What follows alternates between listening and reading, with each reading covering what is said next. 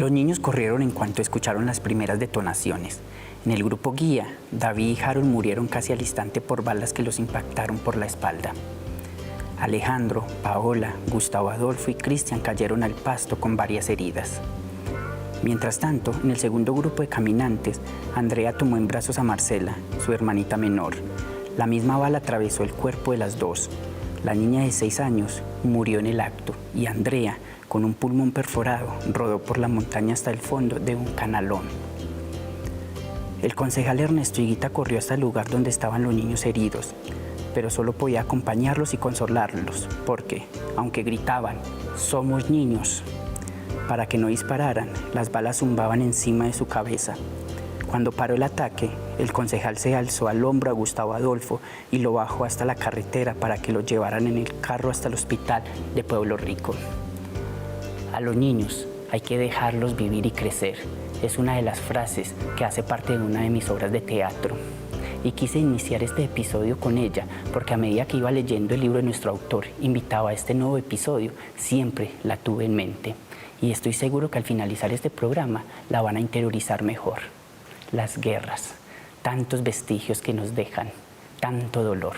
Y sin duda a veces la vida no alcanza para sanar. Un cordial saludo para todos los que están conectados en este momento por CCM Televisión y también un saludo para los que se conectarán por las plataformas digitales. Recordarles que Volando entre Letras es un programa de literatura cargado de letras, muchas letras y versos bonitos. Soy Jonathan Giraldo y hoy vamos a hablar de los niños de La Pica, aquella tragedia que a mí en lo personal me removió todas mis emociones. Ocurrió el 15 de agosto del año 2000 en La Pica, Pueblo Rico. Es periodista, su trabajo lo ha enfocado en el periodismo de investigación del conflicto armado y de las violaciones de los derechos humanos. Pero no seré yo quien hable de él, será el mismo autor invitado que nos cuente sobre su vida, su proceso y sobre todo su obra. Camilo Castañeda, bienvenido a nuestro programa Volando entre Letras. Gracias por aceptar nuestra invitación y como para que entremos en situación, en contexto, vamos a aprovechar y vamos a contarle a los televidentes quién es Camilo Castañeda Arboleda. Jonathan, un saludo para vos y para las personas que nos están viendo y muy agradecido por este espacio, por esta invitación a conversar sobre los niños de La Pica, que es un trabajo que ha estado presente en mi vida desde el 2019 y que se esté conociendo para mí es muy importante y para las familias de los 6 niños asesinados en Puerto Rico el 15 de agosto del 2000. Bueno, pues sobre mí, yo soy Camilo Castañeda, soy periodista, egresado de la Universidad de Antioquia y digamos que me he dedicado gran parte de mi trayectoria profesional como a la investigación desde el periodismo y la investigación, por supuesto, nos lleva a pensar en lenguajes para la divulgación, para la narración de lo que investigamos, y yo siempre he tenido pues como un interés, como una curiosidad por las narrativas escritas desde el periodismo, ¿cierto?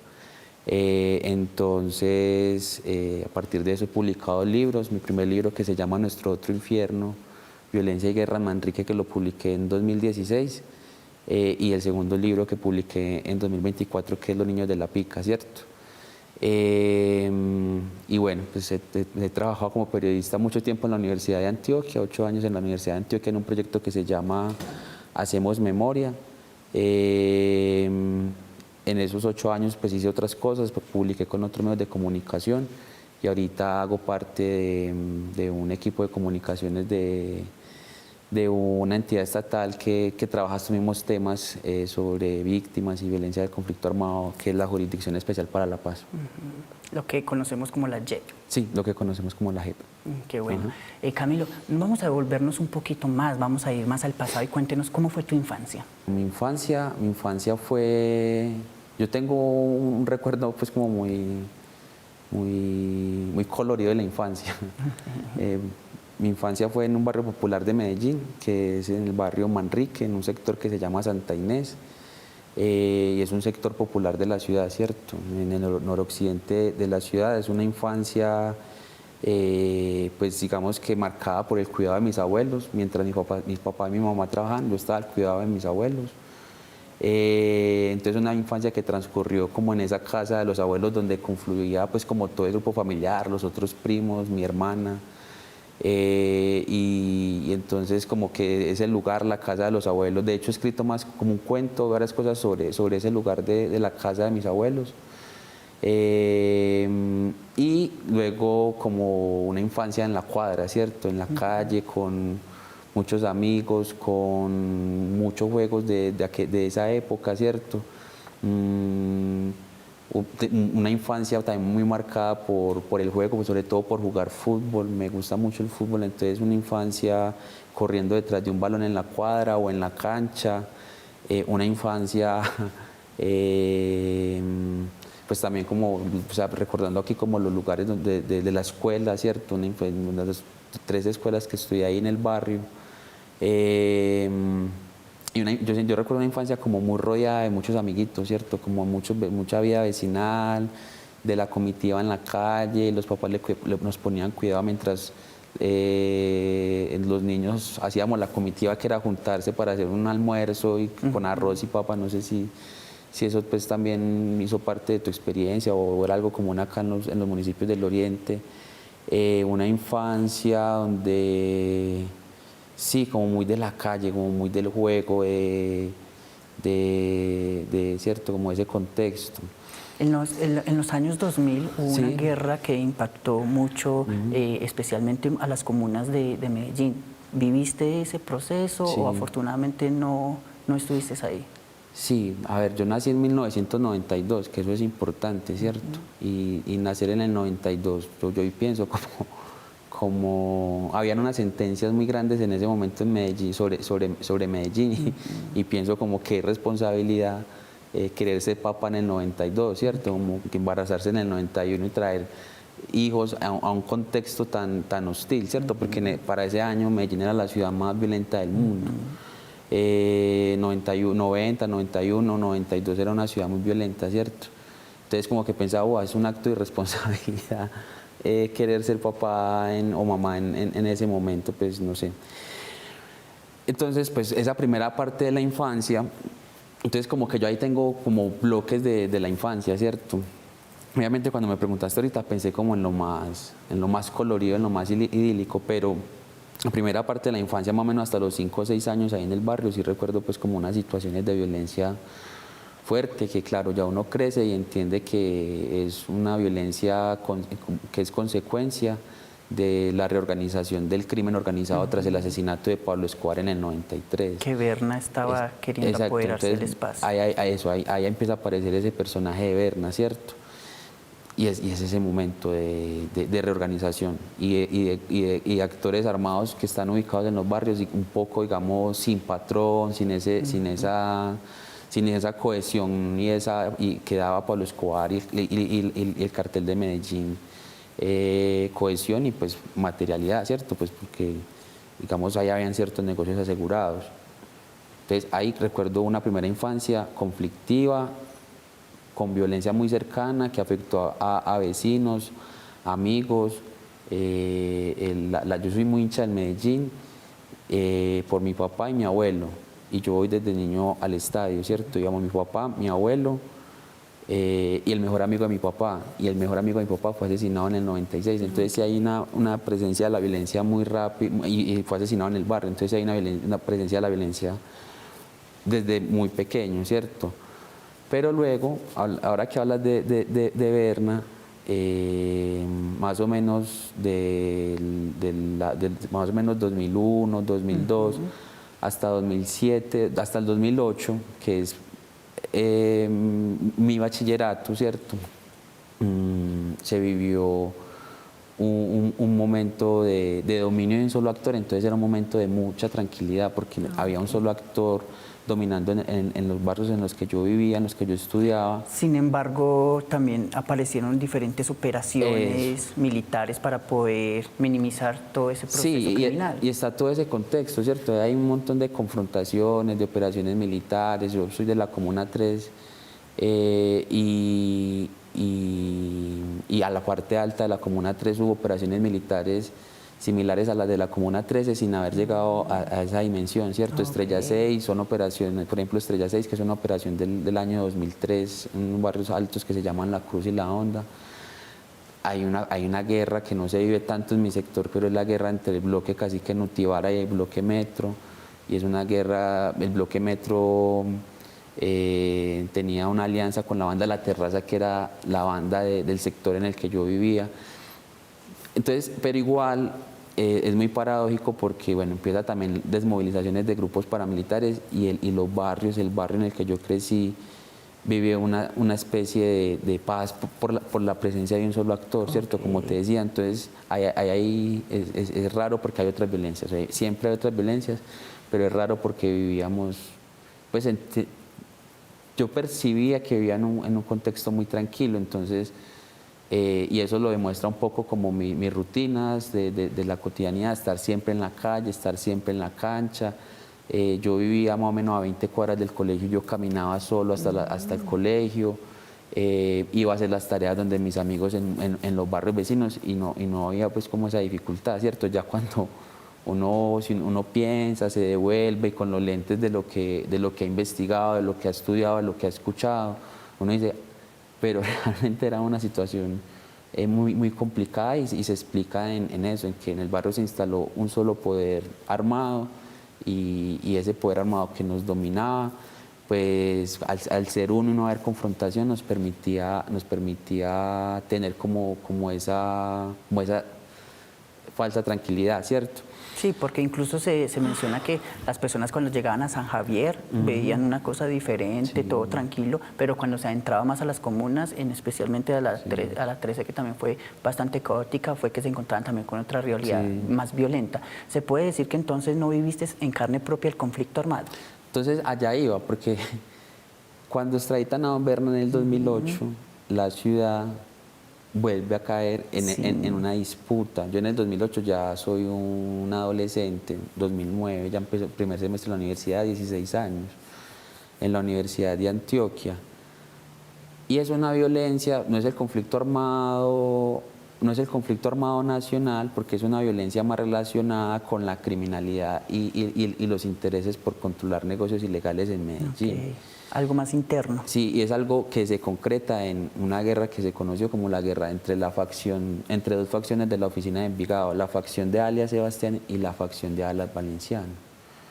Y esa parte de esa violencia sí me tocó a mí directamente y esa violencia es la que yo cuento en mi primer libro, que se llama Nuestro Otro Infierno, Violencia y Guerra en Manrique, y se llama Nuestro Otro Infierno justamente porque es una violencia que pasaba muy desapercibida, ¿cierto? Como que en el país solo importaba la violencia del conflicto armado nacional que se vivía entre ejército, guerrillas y paramilitares, y pasaba un poco de agache las violencias más urbanas, más asociadas a temas de criminalidad, de narcotráfico, de rentas ilegales, ¿cierto?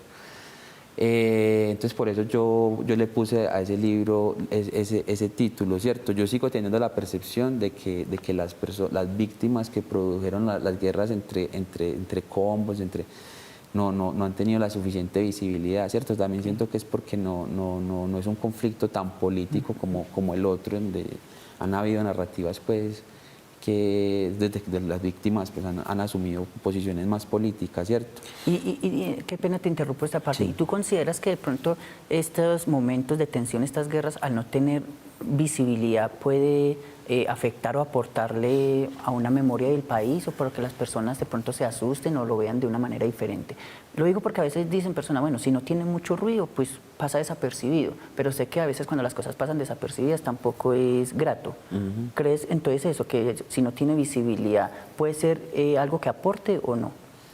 No, yo en ese caso yo creo que por eso, esa fue la investigación de mi trabajo de grado en la universidad, en Nuestro Otro Infierno. Y en ese caso yo siento que hice esa narración porque sentía que la sociedad necesita conocer esas experiencias de violencia que ha atravesado la sociedad, pues, y los barrios particularmente como en el que yo crecí. Necesita conocerlo porque son situaciones indeseables para cualquier sociedad, ¿cierto? y porque esa realidad necesita ser reconocida, ¿cierto? No puede ser una realidad negada y reconocida para que quienes tomen decisiones oportunas, ¿cierto? Y también de pronto para esa memoria histórica, para la memoria porque histórica, también está aquellos que no pueden recordar el pasado están condenados a repetirlo. Entonces de pronto también esa memoria ayuda a que esas cosas no, a un futuro no acontezcan de esa misma manera. Sí, también uno escribe o narra esas situaciones con la expectativa de que al menos haya una conciencia de lo que pasó y una reflexión sobre el futuro, ¿cierto? Sin darle importancia a los criminales, creo yo, Exacto. porque a veces creo que ahí es donde entra el equilibrio, donde se cuenta algo, donde se pone a los criminales de pronto en un pedestal, en algo más alto para que las personas lo vean como un héroe o qué sé yo. Sí, yo creo que no, que igual yo siento que en las narraciones del conflicto armado, bueno, por un lado se ha idealizado pues como a las personas que han ejercido violencia, ¿cierto? Independientemente del actor que la produzca, ¿cierto? Y eso hay que matizarlo, o sea, eso hay que digamos, comprenderlo también, ¿cierto? Comprenderlo desde una perspectiva humana, pues como el tema de cómo es posible que una persona termine ejerciendo este tipo de violencia en esta sociedad sin que eso justifique, pero sé que hay que abordarlo porque pues finalmente si pensamos en el criminal, como por ejemplo con Pablo Escobar, que para unos es un monstruo y que es un tumor y es un cáncer que le salió a nuestra sociedad, y para otros todo lo contrario y toda la idealizada, creo que los dos conceptos están errados, ¿cierto? Me parece que hay que comprender esos personajes, esos fenómenos como parte de nuestra sociedad, y si ocurrieron, tiene explicación en nuestra sociedad, ¿cierto? Y hay que buscar esas explicaciones dentro de nuestra sociedad. Entonces, en ese primer libro que yo escribí, yo me preocupé mucho porque mis amigos, volviendo al tema del barrio y mi infancia, porque mis amigos con los que yo crecí en el barrio terminaron involucrados en esos combos. Y cómo terminan ellos ahí involucrados y por qué yo no, y por qué varios de ellos terminan asesinados y terminan cometiendo asesinatos. Y ahí yo creo que había que dar una comprensión muy humana de qué pasa para que yo no haya estado y terminado ahí, pero ellos infortunadamente hayan hecho parte pues como de estos actores armados, ¿cierto? Y cuando uno entra a ver esos relatos son sí pues la realidad familiar, la realidad barrial, pero definitivamente conectan con las grandes problemáticas sociales que tiene nuestro país, de déficit de acceso a la educación, de dificultades para ocuparse en trabajos dignos, y todas estas pues, causas estructurales que ayudan a comprender nuestras violencias. Entonces eso es como algo que a mí me parece elemental, o sea,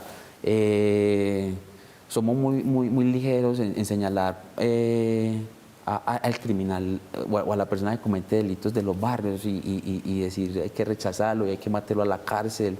Y hay discursos en nuestra sociedad que justifican la limpieza social, y hay discursos que justifican y que celebran el asesinato de un ladrón que cogen robando, o que lo casquen o que lo desnuden, ¿cierto? Y creo que es una actitud reprochable, y que antes de celebrar esas actitudes deberíamos mirarnos al espejo para entender por qué esa persona está en esa situación. Y esa es una postura muy personal, política y ética que hago, por supuesto por el origen popular del que yo vengo, ¿cierto? Que incluso es eso, ver la parte humana de las personas, que partimos desde eso, desde la humanidad de todas las personas. Creo que de pronto puedo asegurar que ese fue el motivo por el que decidiste estudiar periodismo y enfocarte en el conflicto armado y los derechos humanos. Sí, definitivamente. Es mi origen.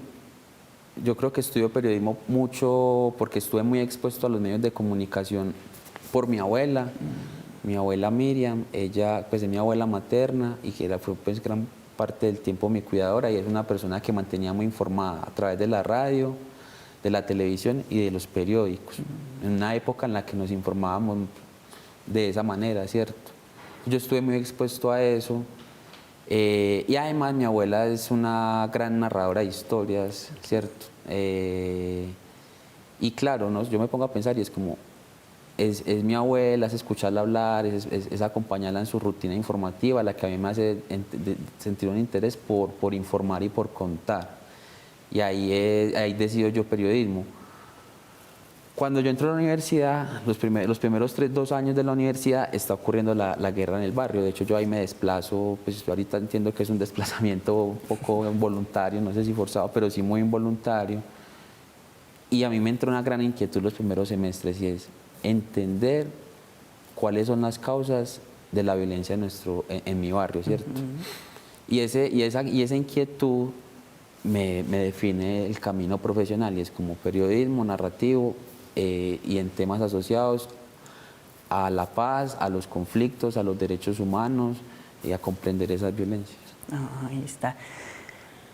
Es difícil mantener una postura profesional al momento de escuchar las historias cuando se está investigando, porque las personas te abren el alma y ahí tú dices, uy, me involucro emocionalmente, mantengo mi postura profesional, o cómo mantenemos ese equilibrio. A ver, a uno le enseñaron un poco en la carrera que uno debería mantener distancia con las personas con las que a las que está entrevistando, con las que está investigando, ¿cierto? Sí. Le dicen como usted es un periodista, usted es un profesional y sus fuentes son sus fuentes y su mundo es ese y este es su mundo y usted tiene que conservar la objetividad y distanciarse de esa, ¿cierto? Para que usted pueda tener un buen juicio. Mi generación, la gente con la que yo estudié en la carrera en la Universidad de Antioquia entre 2009 y 2015, nos distanciamos mucho de eso en la formación, cuestionábamos mucho eso, ¿cierto? Como no puede ser posible que problemas que afectan a las personas que yo estoy entrevistando y me afectan a mí, yo no puedo tomar distancia de eso, es imposible, ¿cierto? Es imposible tomar esa distancia. Porque compartimos un cuerpo social, porque compartimos unas problemáticas, es imposible, porque su relato me conmueve, o sea, una historia de una víctima del conflicto armado te conmueve, ¿cierto? Y entonces digamos que o sea, yo he comprendido y yo he hecho mi ejercicio periodístico, investigativo, comprendiendo que yo soy un ser humano como las personas que entrevisto y que nos junta un vínculo humano, ¿cierto? Un vínculo humano con sus emociones, con sus conflictos, con sus puntos de vista en común, pero también con sus puntos de vista diferentes. Y con las víctimas yo empatizo, o sea, yo siento un respeto profundo por sus relatos y siento un compromiso como por tratar de representar lo que vivieron de la manera más justa posible desde su representación. Y obviamente entran ahí, digamos, mis lentes, ¿cierto? Mis lentes de cómo observo yo pues, la sociedad desde el punto de vista de mi origen, de mi formación profesional y obviamente pues como mis lecturas más éticas y políticas, ¿cierto? Pero yo no tomo esa distancia, al contrario, me parece que uno debe favorecer digamos, esas cercanías, esa relación humana y personal como con las personas con las que investigo.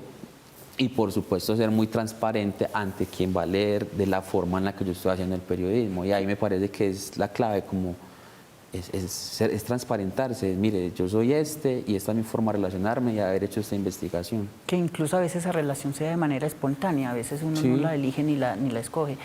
Camilo, ¿tú consideras que la impunidad se puede decir que es un crimen de Estado? La impunidad es un crimen de Estado. Yo creo que la justicia es una obligación del Estado.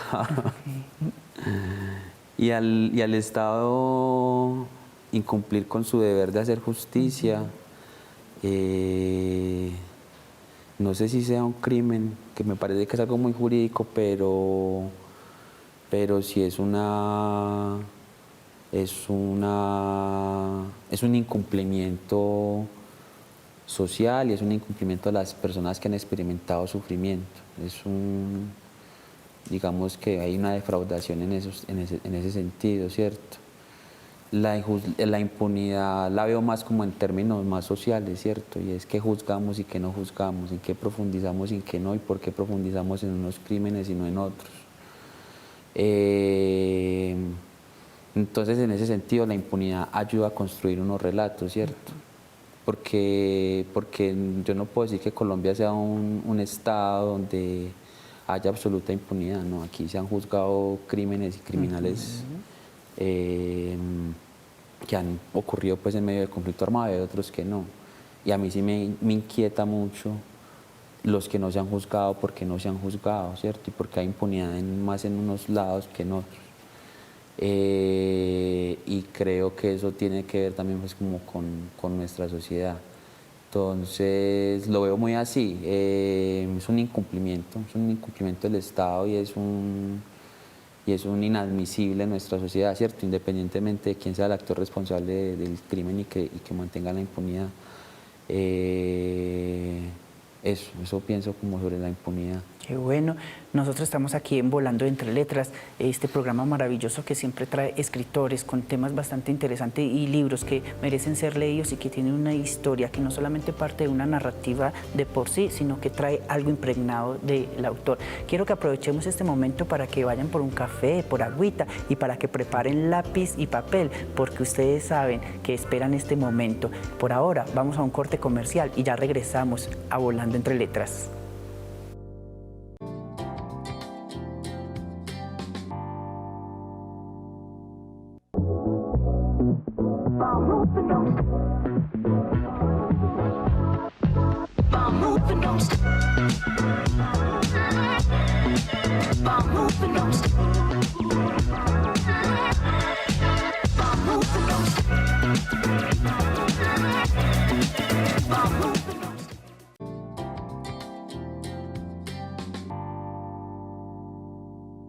Estamos de regreso en nuestro programa Volando Entre Letras, donde conocimos ya parte de la vida de nuestro autor invitado, Camilo Castañeda Arboleda, y ahora vamos a entrar en una parte bastante importante y es conocer también su obra, porque es bastante importante que al momento de leer la obra y ya conociendo la historia del autor podemos atar cabos y entender mejor de dónde vienen sus letras.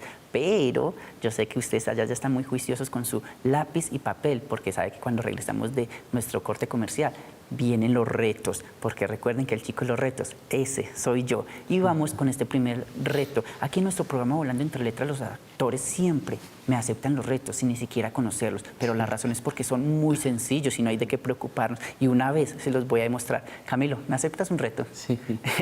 Y él hace una risa nerviosa. Él dice, bueno, me siento obligado. Sí.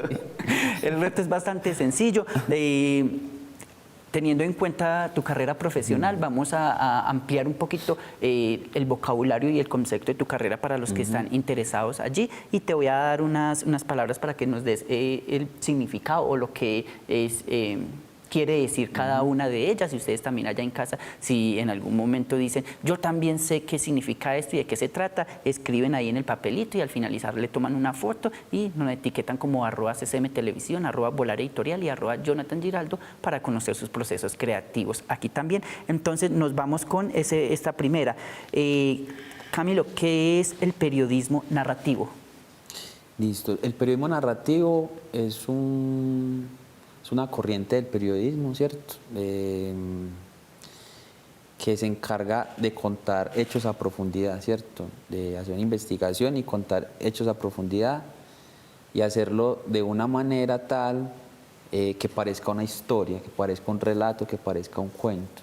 Entonces, el periodismo narrativo, además de la investigación, tiene un componente pues, muy alto de creatividad, de creación, para que eso que se investigó se cuente como una historia, ¿cierto? Involucre a las personas. Entonces usa muchas técnicas de la novela, del cuento, digamos que se le pide como cierta expresividad poética, tiene también herramientas que toma del cine, entonces contar escena a escena, como cuadro a cuadro.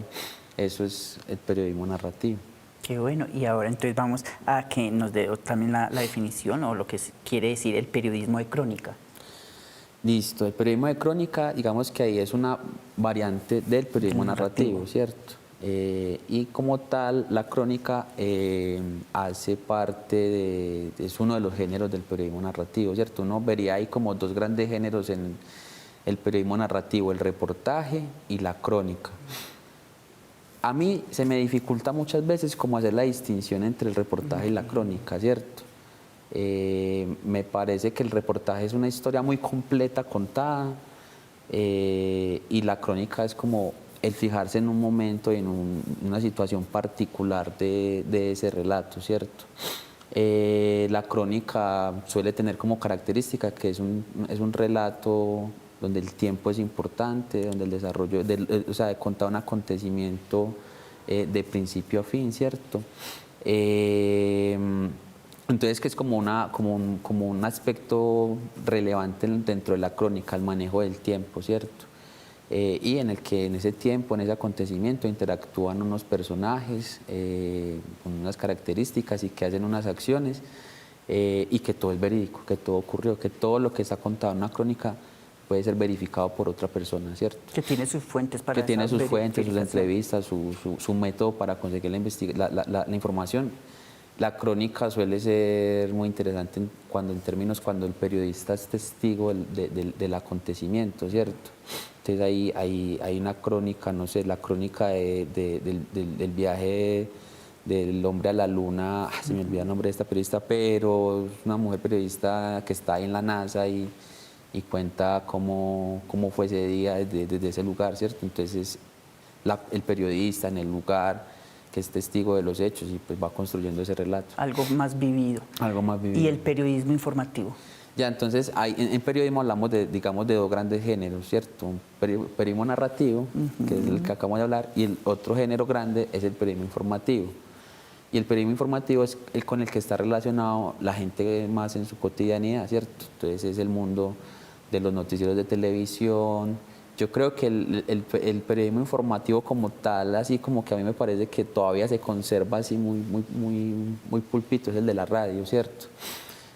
Porque eso es en la inmediatez, eso es en lo que va ocurriendo. Entonces la radio, y llevamos décadas, o sea, la radio lleva décadas informando de esa manera.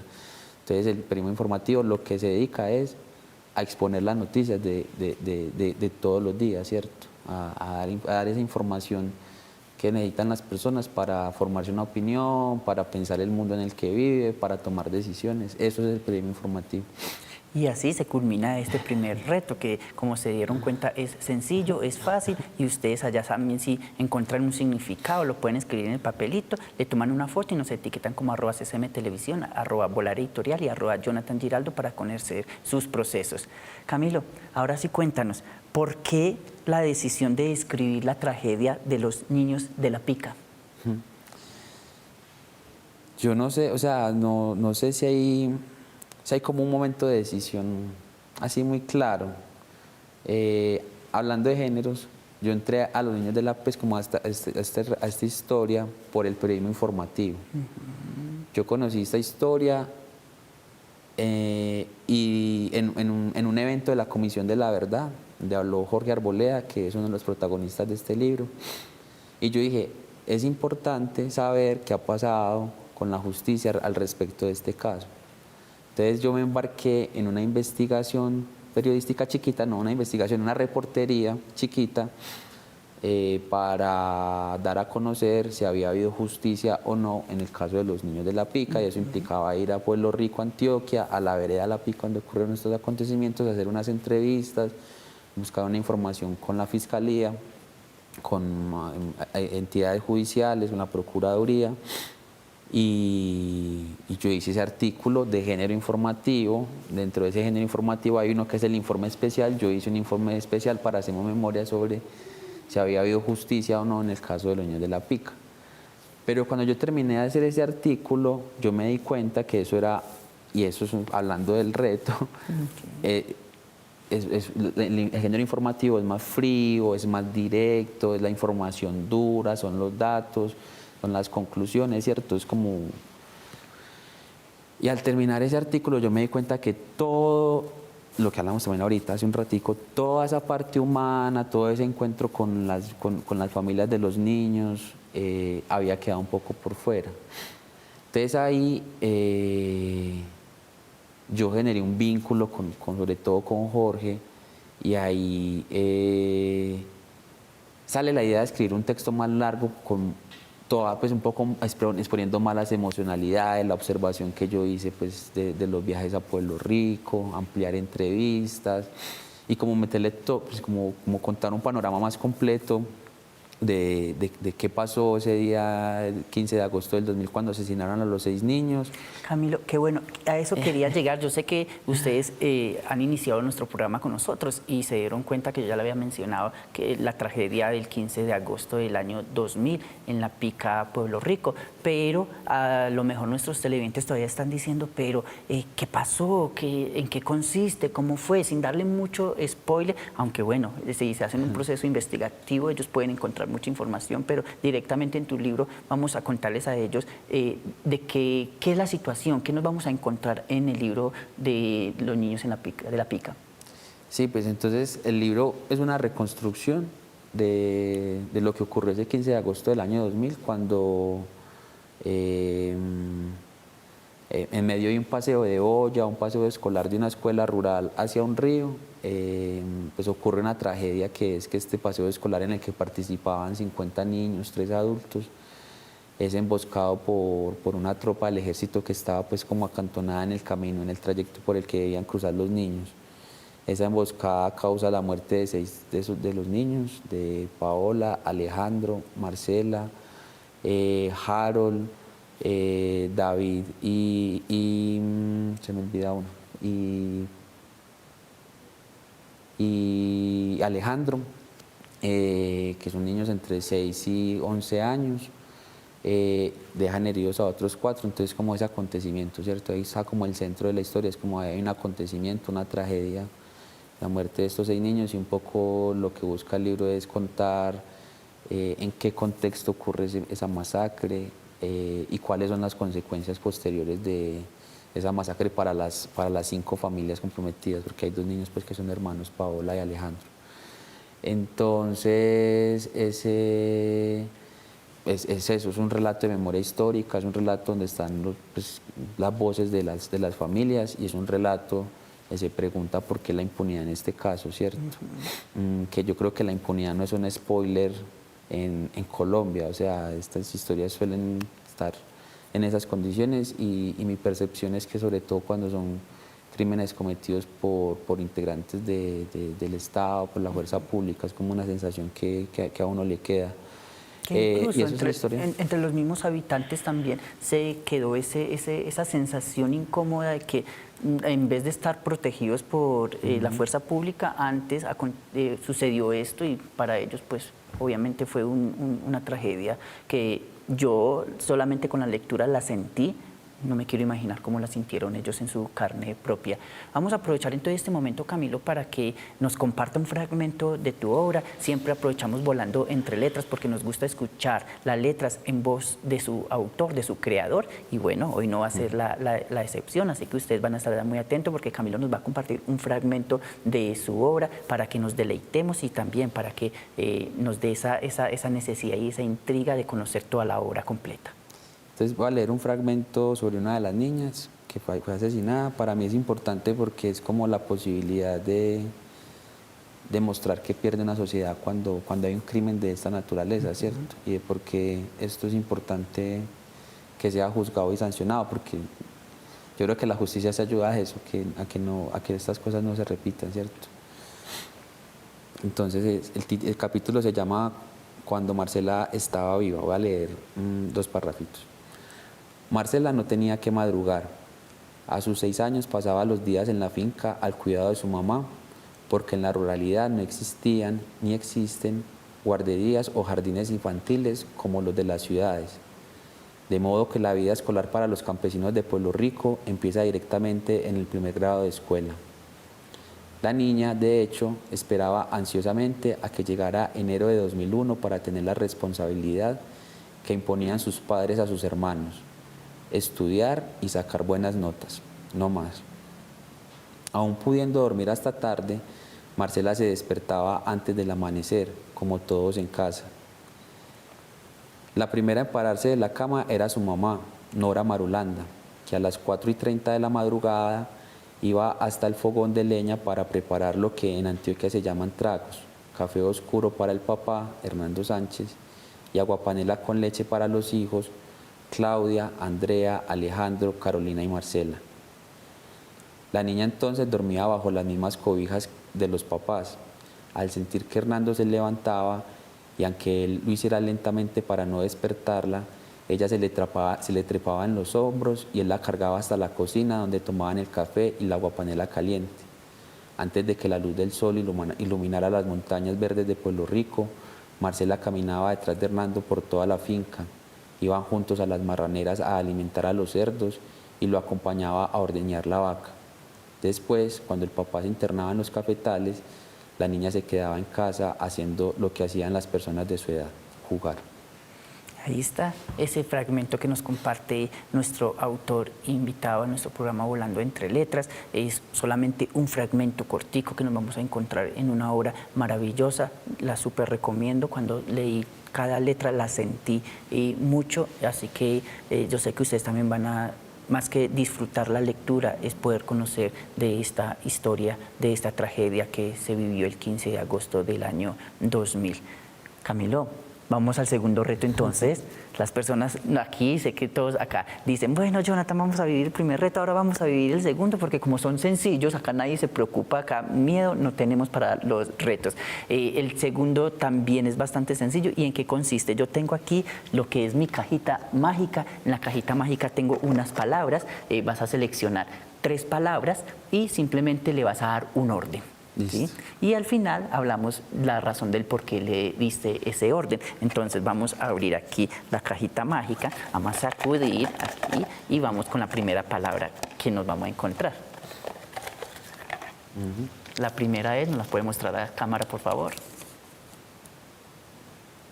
Ahí tenemos, ¿cuál es? Mar. Mar. Mar. Vamos con la segunda. Esta segunda es Tempestad. tempestad. Y vamos con la tercera y última. Tenemos mar, tempestad, Tempestad y y que nos dio la cajita mágica. esperar. Esperar. Tenemos mar, tempestad y esperar. Le voy a entregar también por acá un papelito y un esfero para que nos Les doy el reorganice, orden. nos dé ese orden. Y mientras nuestro autor entonces hace su proceso creativo, yo quiero aprovechar para recomendar el libro del programa, que es Te casarás conmigo, de la autora Ivardi.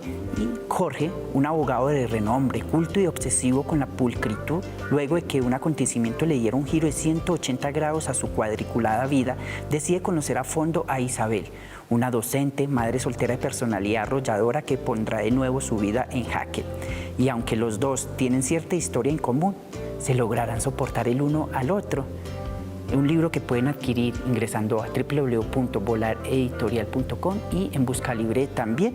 A la autora la encuentran en Instagram como @IvardiEscritora. Tenemos el libro de ella y aparte también tenemos otros libros, Siempre tú, de Ivardi. Tenemos Ni de Riesgo y recuerde que la pueden encontrar como @Ivardi Escritora para que conozcan todos sus libros. Y nosotros volvemos entonces aquí a lo que fue el reto de nuestro autor, que como les dije es sencillo, no hay de qué preocuparnos. Camilo, ¿cómo nos fue? Bien, te muestro el orden. Por favor, entonces vamos a aprovechar Entonces, y muéstranos qué orden le diste. Primero tempestad, Sí. luego esperar y luego mar. ¿Y por qué? ¿Cuál es la razón de darle ese orden? Yo creo que, o sea, como que se me ocurrió, es como, bueno, la tempestad la asociamos como con un poco con agitación, con inesperado, con angustia, o sea, una tempestad es una palabra muy fuerte y de pronto con una connotación un poco negativa de angustia, ¿cierto? De la tormenta, de un cielo gris, de no ver la luz del sol. Entonces hay momentos de crisis, ¿cierto? Esperar, porque es la acción ante las tempestades en la vida. Yo creo que siempre hay un momento de, bueno, tengo que cogerla con calma ante las situaciones grises, ante las situaciones de falta de luz y de mucha agua y de rayos y de tempestad. Y pues sí, el mar, porque después de la tormenta viene la calma. Viene la calma. Yo creo que asocio mucho el mar a la contemplación, a a la... sí, es un paisaje y es un lugar en el que me siento muy tranquilo y que disfruto muchísimo el mar. Y es un lugar y un momento anhelado durante un año, el tiempo que pase sin ir al mar, ¿cierto? Porque es de descanso, es de desconectar, entonces es como que o sea, la asociación fue inmediata, tempestad, espera, mar, inmediata. Qué bueno, ahí tenemos el orden entonces de nuestro autor y yo sé que ustedes allá en casa quizás le dieron otro orden diferente, así que no olviden tomarle foto al papelito y nos etiquetan como @CCM Televisión, @Volar Editorial y @Jonathan Giraldo para conocer este proceso creativo que ustedes llevan con nosotros y desde luego con nuestro programa Volando entre Letras. Camilo, Premio Nacional de Periodismo Simón Bolívar. ¿Qué significa este premio para ti, que incluso fue recibido el año pasado, 2025? Yo creo que significa muchas cosas el premio. En primer lugar, como que es un reconocimiento muy importante, ¿cierto? Y como, entonces es inesperado. En primer lugar es eso, un reconocimiento que yo presenté el libro, a la convocatoria y demás, pero un poco inesperado. Y yo creo que es cumplir con un objetivo que yo tenía cuando hice el libro y como cuando me embarqué en esto, y era visibilizar la historia. Y en ese propósito creo que el premio es indispensable. O sea, yo creo que después del premio el libro ha tenido un vuelo más alto. Más difusión, más promoción. Más lectores. Y lectores que se conmueven con la historia y que reflexionan sobre lo que significa esta historia para nuestra sociedad, que para mí es lo importante también, ¿cierto? O sea, sí, o sea, que hay un crimen, que hay una situación muy trágica, pero esto qué significa socialmente. Entonces eso, yo creo que eso significa el premio para mí. Obviamente ya tiene otras consecuencias, ¿cierto? Pues a nivel personal como un reconocimiento, un trabajo de 5 años, un trabajo juicioso, un trabajo que me ha acompañado, pues sí, es un libro que tiene mi firma y pues que yo hice, pero es un trabajo que tiene mucho de colectivo, del proyecto Hacemos Memoria de la Universidad de Antioquia, de la gente que lo leyó, de mi novia Karen, que hizo la portada, que fue la primera lectora de todos esos capítulos, que me ayudó a pulir. Del cuidado que me ha ofrecido tantas personas en este tiempo, pero pues especialmente mi familia, los amigos más cercanos. Entonces, también yo creo que entender un premio como eso, como un reconocimiento y como agradecimiento a todo ese entorno que ha estado ahí en estos años de trabajo. Qué bueno, vamos a aprovechar entonces y que nos cuente a quién le dedica o a quién va dedicado el libro Los Niños de la Pica. Los Niños de la Pica está dedicado, de hecho al principio del libro está la dedicatoria. Y nos la va a compartir. Sí. Hay dos cosas que me gustaría compartirles. Pues a quién le dedico, porque es a Saray, a Salvador y a los niños, por supuesto, a los niños de la Pica, ¿cierto? Habría que añadir a Elena, porque ya tengo una tercera sobrina, que es Elena. Para una próxima edición. Para una próxima edición, entonces a mis sobrinos, porque el valor simbólico de mis sobrinos es como son niños y son generaciones que vienen, y es como, escribo esto también para ustedes, ¿cierto? Y para que esto se conozca, y ojalá ustedes no vivan las tristezas que vivimos nosotros siendo niños, ¿cierto? Que incluso, ya que menciona la palabra tristeza ahí en esa dedicación, Saray te pregunta, tío, ¿por qué escribes cosas tristes? Sí, entonces eso. Y un poco eso responde un poco a ese sentido de la dedicatoria del libro, y es como porque una niña de 8 años se pregunta por qué hay que escribir de cosas tan tristes, cuando yo le cuento de qué va el libro que estoy escribiendo. Y esa pregunta a mí me lleva a reflexionar como, ¿yo por qué estoy escribiendo esto? Y porque es importante pues como hablar de los hechos que nos han entristecido como país, con la sensación de que Colombia no se entristeció lo suficiente por esta masacre, ¿cierto? que además es una masacre y un hecho desconocido, es un hecho silenciado, es un hecho que fue ocultado, es un hecho en el que se impuso una visión de lo que ocurrió y es una visión, la estatal, la del gobierno de la época, que es muy discutible, ¿cierto? Y es discutible con hechos, con investigación, como planteando, digamos, cómo lo experimentaron las familias de estos niños, que son los que pueden dar testimonio, ¿cierto? Y que así fue, se dieron ese testimonio y ese testimonio ese es el libro, quedó en el libro. Vamos a libro. aprovechar, Camilo, entonces las cámaras de nuestro programa Volando entre Letras para que le hagas esa invitación a las personas para que se animen a leer tu libro, para que conozcan la historia, para que recordemos y no olvidemos la historia, basta la redundancia, y que se apasionen también por conocer todo esto estos acontecimientos que muchas personas sí viven en carne propia y que los que no lo vivimos en carne propia tampoco lo podemos pasar simplemente de la mano ahí, sino que lo miremos con esa mirada humana, porque al fin y al cabo todos somos humanos. Sí, me pegó mucho de eso último que decís, como que Los Niños de la Pica es un relato, es una historia que nos confronta como ciudadanos y como sociedad. Nos confronta en términos de la experiencia de la guerra que vivimos, ¿cierto? Y nos aterriza esa confrontación bélica, esa guerra, a una situación muy concreta que es la masacre de los niños de la Pica, ¿cierto? Es un libro que en esa confrontación yo espero y creo que los lectores así lo han recibido, han sentido solidaridad, han sentido empatía por el relato de las víctimas de estas familias, ¿cierto? Y es un libro que nos ayuda a comprender las consecuencias reales de la guerra y de la violencia, ¿cierto?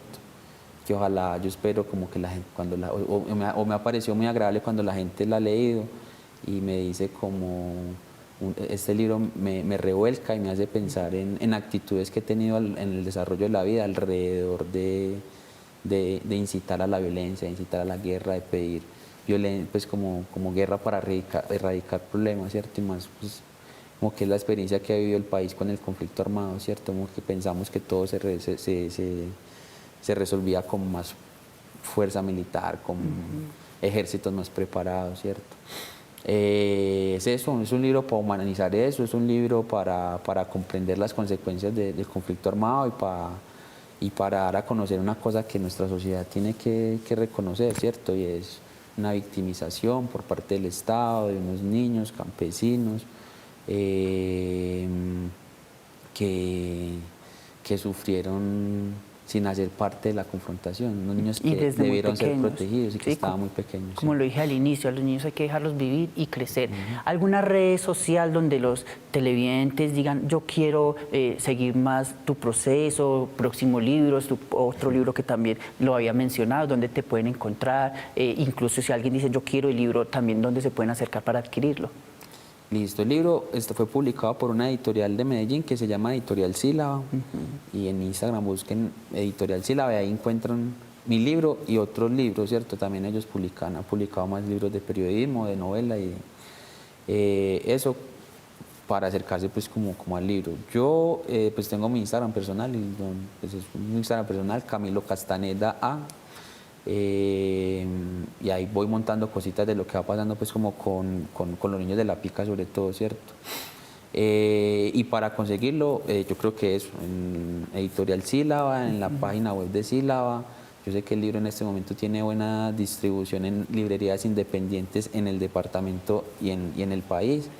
Entonces acérquense a su librería más cercana y intenten comprárselo a la librería más cercana de ustedes, porque yo sé que acá en el Oriente Antioqueño hay, y pues la librería si no lo tiene seguramente lo va a pedir si ustedes se acercan y lo piden, ¿cierto? En todo caso, si se dificulta, en la página de la Editorial Sílaba lo consiguen con facilidad y ya en otras plataformas pues de distribución, en Busca Libre,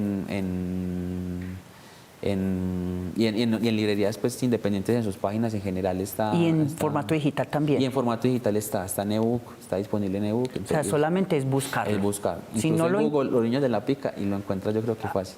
Fácil, y ahí aparece incluso toda la historia. Si no lo encuentran es porque no lo buscaron. Sí. Bueno, ahí está esa invitación de nuestro autor para que se animen a leer su obra.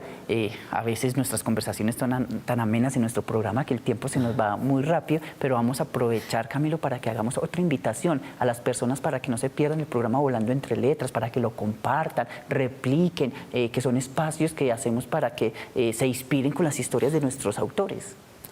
Sí, yo creo que estos espacios son valiosos, son oasis en medio de muchísima información a la que ahora tenemos acceso. Un espacio para pensar, para reflexionar, para respirar, y un espacio para acercarse a la experiencia del mundo de la literatura y de la lectura, ¿cierto? Que es tan necesario en nuestra sociedad que va tan rápido y tan agitado. Yo creo que tener la posibilidad de leer y de apreciar obras literarias es una necesidad, ¿cierto? De parar, de concentrarse en una cosa y de pensar el mundo. Que yo creo que al final la escritura, la literatura y la lectura ayudan a pensar un poco el mundo en el que vivimos.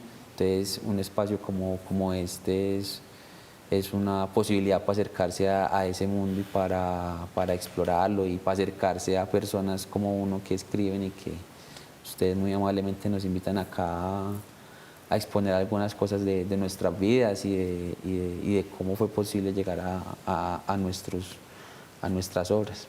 Qué bueno, ahí están esas dos invitaciones de nuestro autor en Volando entre Letras. La primera para que adquieran su libro, la segunda para que no se pierdan Volando entre Letras, también la red social para que lo puedan seguir. Camilo, nosotros estamos muy agradecidos porque nos aceptaste la invitación a nuestro programa Volando entre Letras. Yo quiero que nos haga una confesión que va a ser con una respuesta rápida. Cuando estuviste escribiendo la historia ya como tal, ¿te involucraste emocionalmente con las letras? Sí, es inevitable. Yo creo que las sensaciones que va desarrollando el lector mientras lee son las mismas que yo tuve un poco. Entonces a mí muchos lectores se me acercan a decir, no, yo lloré en tal parte, en tal momento. Y pues yo lloré mucho escribiendo este libro. Y ahí les vamos a dejar con ese pequeño spoiler y esa intriga. De nuevo, muchas gracias por aceptar nuestra invitación. Nos vemos en un próximo episodio. Ya saben que nos pueden seguir como @ccmtelevisión, @Volar Editorial y a mí como @Jonathan Giraldo. Nos vemos en un próximo episodio de Volando entre Letras. Chao, chao.